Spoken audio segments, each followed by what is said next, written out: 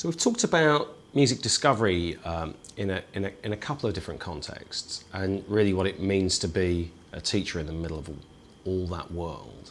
But I want to touch a little on what I would call publishing, and as I said earlier, which you might regard perhaps as part of the wider progression agenda. And again, actually, I want to look at publishing in two contexts. And one is self-publishing of actual music. The first area I want to talk about is what's broadly now termed, and it's, I think, a rather ugly phrase, but social curation, which is undoubtedly the thing and has been for some time in digital media. So, all right, let's pick the buzz phrase apart a little bit. Really, social curation, I think, applies to, well, it can apply to several dozen very well-known brands, but if I were to name the best-known ones in that area, they would be, of course, Twitter, and we'll talk about Twitter in a little while, Tumblr, Instagram, and Pinterest, another late but highly successful entrant to the area. What all of these services and more have allowed people to do is, rather than create long-form content, so long blog posts and so on, they've allowed people to pull together, or if you like, curate content that's already out there online, and that can be written content, film, photographic content, and so on.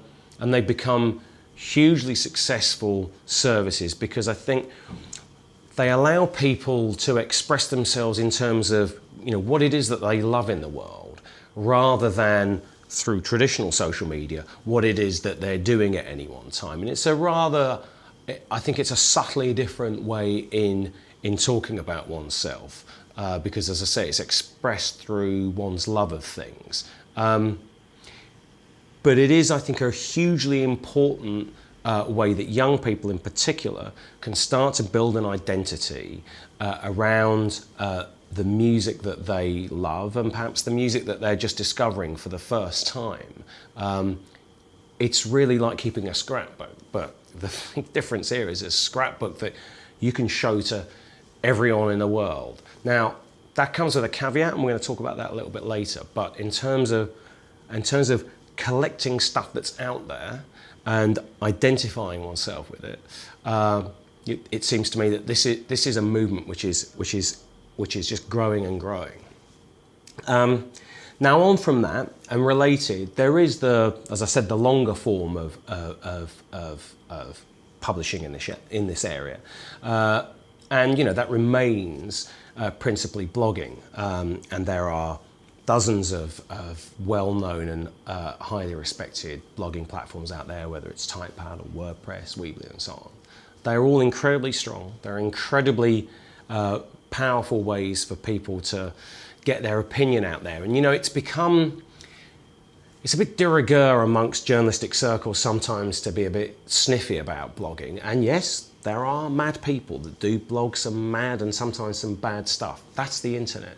But I think that it's opened the world of self-expression and journalism really to anyone, and I think the upsides to that dramatically outweigh the down.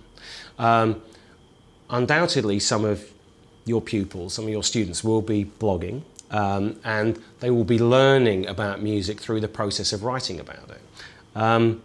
But I would suggest that blogging is a great way for you to get what you feel about music across there. It's not just about what you're teaching. You're teaching about music because you love it, right? And I don't doubt that's the case for any of you. And I don't doubt it's the case that any of you are less than very articulate about music. And with these tools that are available to you to talk about it, well, I'm sure some of you would take to it with alacrity and gain a great deal from it. Now, I said that Twitter is part of social curation, but it's become such a vast thing that it does need to be addressed really separately. Twitter has gone in the last half decade from being something which I remember showing people in arts organisations for the first time, and they looked at either bemused or slightly blown away or convinced that it was just about the worst form of narcissism imaginable.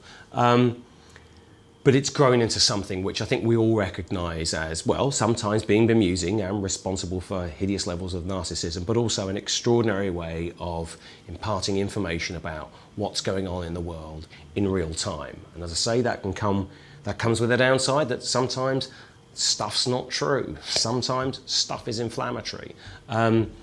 But as a real-time method of communicating about an area like music, I think it's an extraordinary and really rather wonderful tool.